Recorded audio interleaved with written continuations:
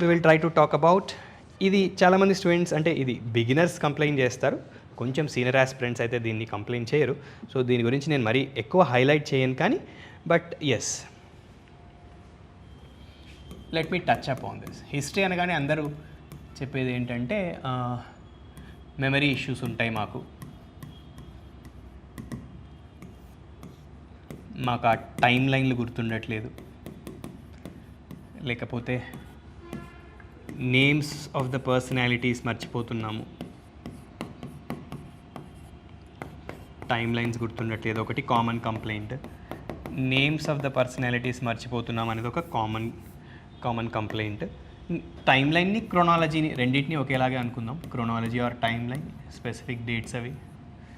తర్వాత names of the personalities, names of the places,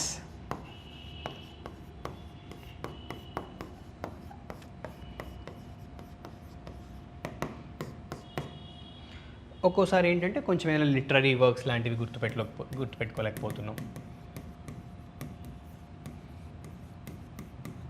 largely ఇవే ఉంటాయి, బట్ అన్నిటికీ ఒక కామనాలిటీ ఏంటంటే ఇట్స్ అబౌట్ మెమరీ అంతే. So what I'm trying to suggest, ఎప్పుడు కూడా ఏంటంటే హిస్టరీకి ఒక సింగిల్ టైమ్ లైన్ చార్ట్ ఉండాలి. ఓకే, ఒక టైమ్ లైన్ చార్ట్. ఇది మీరు బిగినింగ్ డేస్ ఆఫ్ ప్రిపరేషన్ చేసి పెట్టేసుకున్నారనుకోండి, ఒక A3 సైజ్ పేపర్లో, లేదు ఇంకొంచెం A3 కంటే పెద్ద సైజ్ పేపర్లో చేసి పెట్టేసుకున్నారనుకోండి. అంటే నేనేమంటానంటే కొన్ని బ్రాడ్ ఫ్లాగ్షిప్ ఇయర్స్ ఉంటాయన్నమాట. అంటే మీ అందరికీ తెలిసిందే, నేనేం కొత్తగా చెప్పట్లేదు. 1857 ఒక ఫ్లాగ్షిప్ ఇయర్ అనుకుందాం, లెట్స్ సే 1906 ఒక ఫ్లాగ్షిప్ ఇయర్ అనుకుందాం, 1919 ఒక ఫ్లాగ్షిప్ ఇయర్ అనుకుందాం. నేను ఈ డేట్స్ రాస్తున్నా కానీ మీ మైండ్లో కొన్ని యాక్టివ్గా రీకాల్ అయ్యి 1921 ఒక ఫ్లాగ్షిప్ ఇయర్ అనుకుందాం, 1930 ఒక ఫ్లాగ్షిప్ ఇయర్, 1942 ఓకే, 1947. లేదు ఏన్షియంట్ మీడివల్ వెళ్ళామనుకుందాం. ఏన్షియంట్ మీడివల్కి వెళ్ళినప్పుడు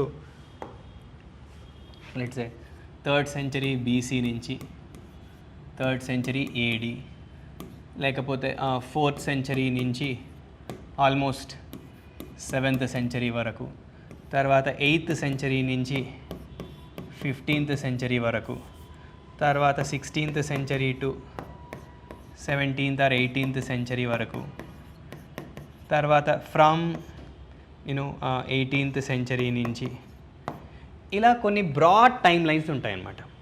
ఓకే, నేను ఇవన్నీ స్పెసిఫిక్ కూడా రాయట్లేదు, ఇవన్నీ రాసిన వెంటనే నేను రఫ్గా మీ మైండ్లో నేను ఏం రాస్తున్నాను అనేది మీకు అర్థమై ఉంటుంది. ఇది హిస్టరీ క్లాస్ కాదు. సో నా ఉద్దేశం ఏంటంటే ఈ టైమ్ లైన్స్ మధ్యలో ఈవెంట్స్ని రికార్డ్ చేసుకోవడానికి ట్రై చేయండి. అంటే ప్రతిదీ స్పెసిఫిక్గా మనం ఆ డేట్ని గుర్తుపెట్టుకోవాల్సిన అవసరం లేదు. సో ఈ ఈవెంట్ దేని మధ్యలో అంటే మనం చదువుతున్నప్పుడు వెంటనే ఓకే 1906 1919 మధ్యలో జరిగిందా ఇది, ఓకే. సో ఆ విధంగా ఏంటంటే టైమ్ లైన్ సెన్స్ అనేది వెరీ వెరీ ఇంపార్టెంట్. టైమ్ లైన్ని జస్ట్ ఒక మెమరీ క్యూ లాగా కంటే కూడా ఆ పర్టికులర్ టైంలో నేను ఆంథ్రోపాలజీలో కూడా సింక్రానిక్ స్టడీ అంటామన్నమాట. ఆ పర్టికులర్ టైంలో అట్ దట్ పాయింట్ సొసైటీ ఎలా ఉన్నింది, అట్ దట్ పాయింట్ పాలిటీ ఎలా ఉన్నింది, అట్ దట్ పాయింట్ ఎకానమీ ఎలా ఉన్నింది. సో ఒక సీరియస్ ఆస్పిరెంట్ ఏం చేయాలి అంటే ఆ బ్రాడ్ టైమ్ లైన్ చుట్టూ ఉన్న మల్టిపుల్ ఆస్పెక్ట్స్ని అనలైజ్ చేయగలగాలి. అప్పుడు ability to remember this specific time period అనేది చాలా ఈజీగా ఉంటుంది. దాన్ని జస్ట్ ఒక నంబర్ లాగా అంటే మీరు కొంచెం లిటిల్ బిట్ ప్రిపరేషన్లోకి వచ్చి ఉంటే ఇప్పుడు నేను చెప్పేది ఏంటో మీకు ఆల్రెడీ అర్థం అయి ఉంటుంది. మరీ బిగినర్ అయినా కూడా ఏంటంటే ట్రై టు అండర్స్టాండ్ ఇట్. ఏదైనా ఒక ఈవెంట్ని మీరు గుర్తుపెట్టుకోవాలి అన్నప్పుడు కొన్ని బ్రాడ్ టైమ్ లైన్స్ అనేసుకోండి. First war of Indian independence అనో, లేకపోతే స్వదేశీ మూమెంటో, లేకపోతే Jallianwala Bagh massacre, non cooperation movement, civil disobedience movement, quit India movement, Indian independence, whatever. So ఈ బ్రాడ్ టైమ్ లైన్స్కి మధ్యలో గనక ఓకే దీని నుంచి దీని మధ్యలో ఇది జరిగింది, దీని నుంచి దీని మధ్యలో ఇది జరిగింది, దీని నుంచి దీని మధ్యలో ఇది జరిగింది, ఇది ఒక పర్టికులర్ ఫేజ్. సో ఆ ఫేజ్ వైజ్ ప్రిపరేషన్ జరిగితే ఓవరాల్గా మనకు conceptual depth or analytical clarity పెరుగుతుందన్నమాట. సో టైమ్ లైన్స్ని టైమ్ లైన్ లాగా చూడకుండా జస్ట్ ఒక మెమరీ క్యూస్ లాగా చూడకుండా ఆ పర్టికులర్ టైంలో ఏమేం జరుగుతున్నాయి డెవలప్మెంట్స్, పాలిటీలో డెవలప్మెంట్స్, ఎకానమీలో డెవలప్మెంట్స్, ఈవెన్ కల్చర్లో డెవలప్మెంట్స్ ఏం జరుగుతున్నాయి అనే టైప్ ఆఫ్ అనాలిసిస్ చేసుకున్నామంటే మెమరీ ఆస్పెక్ట్ చాలా ఈజీ అయిపోతుంది అనమాట. అండ్ వీటికి ఏం చెప్తానంటే ఈ పర్సనాలిటీస్, ప్లేసెస్, లిటరరీ వర్క్స్ వీటన్నిటికీ నేను చెప్పే ఒక కామన్ సజెషన్ ఏంటంటే images. Okay, it's very very important. Images ఏం చేస్తాయంటే స్ట్రాంగ్ విజువల్ మెమరీని క్రియేట్ చేస్తాయి. స్ట్రాంగ్ విజువల్ మెమరీని క్రియేట్ చేస్తాయి. స్ట్రాంగ్ విజువల్ మెమరీని క్రియేట్ చేస్తాయి.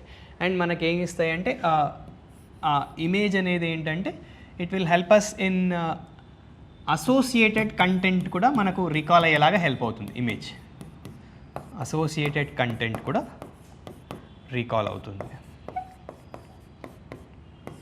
Okay, simple. అంటే ఇప్పుడు నేనంటే మీ క్లాస్కి వచ్చే ముందు ఐ జస్ట్ ర్యాండమ్గా I read about Gidugu Ramamurthy. Gidugu Ramamurthy గురించి చదివినప్పుడు సో అక్కడ ఏంటంటే ఆయన గుర్తుగా ఒక స్మారక స్తూపం అండ్ ఒక శిలాఫలకం, ఒక స్మారక స్తూపం ఎక్కడో పెట్టారనమాట శ్రీకాకుళంలో. సో దానిపైన ఏం రాశారు, చాలా డీటెయిల్డ్గా రాశారు ఆయన గురించి. అంటే వ్యావహారిక భాషను ఆయన ఎలా ఎంకరేజ్ చేశారు, లేకపోతే సవారా లాంగ్వేజ్ గురించి ఆయన ఏ విధంగా వర్క్ చేశారు, ట్రైబల్ ఏరియాస్లో ఆయన ఏ విధంగా తిరగటం వల్ల ఆయనకి మలేరియా వచ్చి క్వినైన్ ట్యాబ్లెట్ ఆయన ఎక్కువగా వేసుకోవటం వల్ల ఆ quinine tablet one of the side effects ఏంటంటే నేను డాక్టర్ గారు చెప్తున్నాను, ఇయర్ డిఫెక్ట్స్ వస్తాయన్నమాట. సో అంటే the point I'm trying to say associated content మనం అది ఎక్కువ టైం ఏం పట్టదు, కానీ ఒక్కోసారి అంటే అసోసియేటెడ్ కంటెంట్ మనకి బాగా గుర్తున్నప్పుడు ఇమేజ్ చూసినప్పుడు ఓవరాల్గా ఆ రిలేటెడ్ కంటెంట్ అంతా ఈజీగా రికాల్ వాల్యూ ఉంటుంది. So the point I'm trying to see images. Personalities అనుకోండి, హాయిగా ఇమేజెస్ చూడండి. ఇంటర్నెట్ని ఇలా పాజిటివ్గా కూడా వాడుకోవచ్చు కదా మనము. ప్లేసెస్ అనుకోండి, దానికి కూడా ఇమేజెస్ చూడండి. ప్రజెంట్ టైంలో ఆ ప్లేసెస్ ఎలా ఉన్నాయో ఒకసారి చూడండి.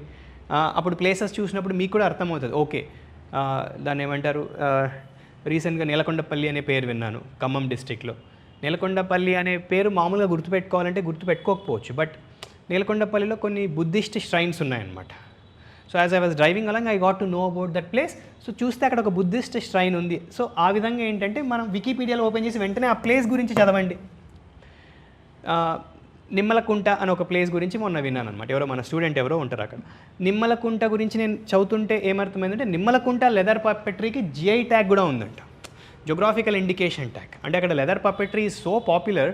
తర్వాత నేను I also got some leather lamps అనమాట, అంటే ల్యాంప్స్ దొరుకుతున్నాయి. The point I'm trying to say go little bit do that image. మీరు ఒక్కసారి నిమ్మలకుంట లెదర్ పపెట్రీ అని గూగుల్ చేసి ఆ ఇమేజెస్ చూసారంటే ఇంకా మీరు కల్చర్ ఆస్పెక్ట్లో మర్చిపోరు.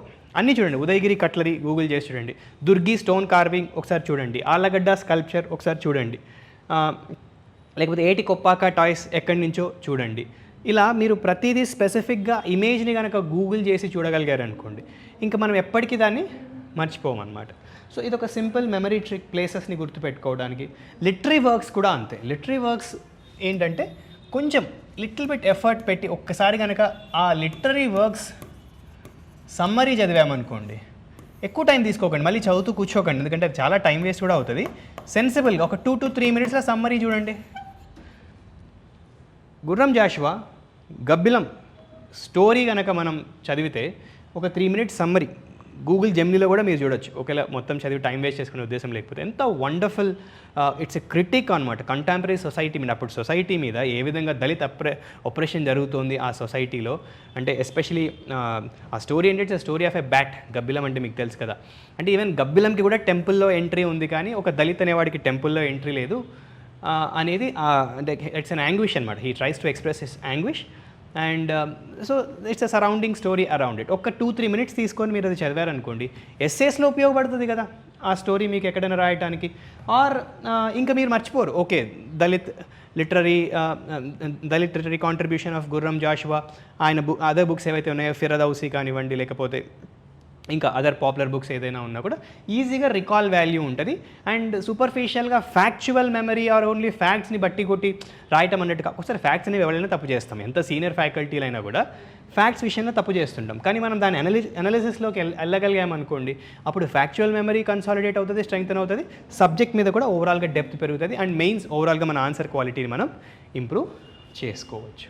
రైట్. సో ఇదనమాట. ఇంతకంటే నేను ఎక్కువ చెప్పడానికి కూడా స్కోప్ లేదు ఇక్కడ, ఎందుకంటే మెమరీ అనేది సెకండ్ పర్సనల్ థింగ్. మీ ఎంత సీరియస్నెస్ మీ మీద డిపెండ్ అవుతుంది, మీరు ఆ టాపిక్ని గుర్తుపెట్టుకోవాలని మీకు ఎంత తప్పను ఉంటే అంత.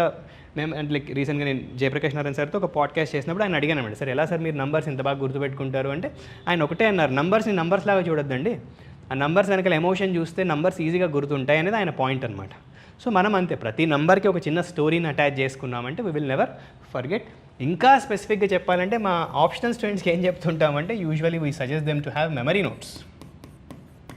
ఏంటా మెమరీ నోట్స్ అంటే ఏంటంటే, ఇది వీలైతే చేయండి లేకపోతే లేదు, ఎందుకంటే అంత పెద్ద సబ్జెక్ట్ ఏం కాదు కాబట్టి ఏపీ వరకు.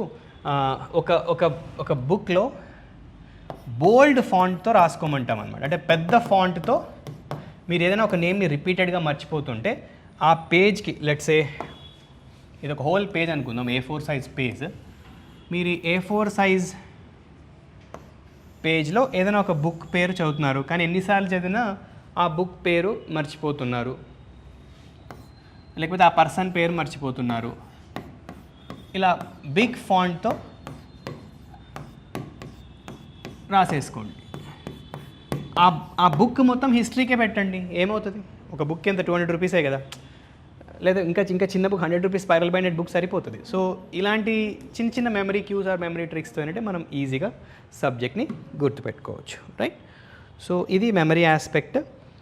ఇంకా ఇంతే బ్రాడ్లీ నేను ఇవాళ సెషన్లో మాట్లాడదాం అనుకున్నది.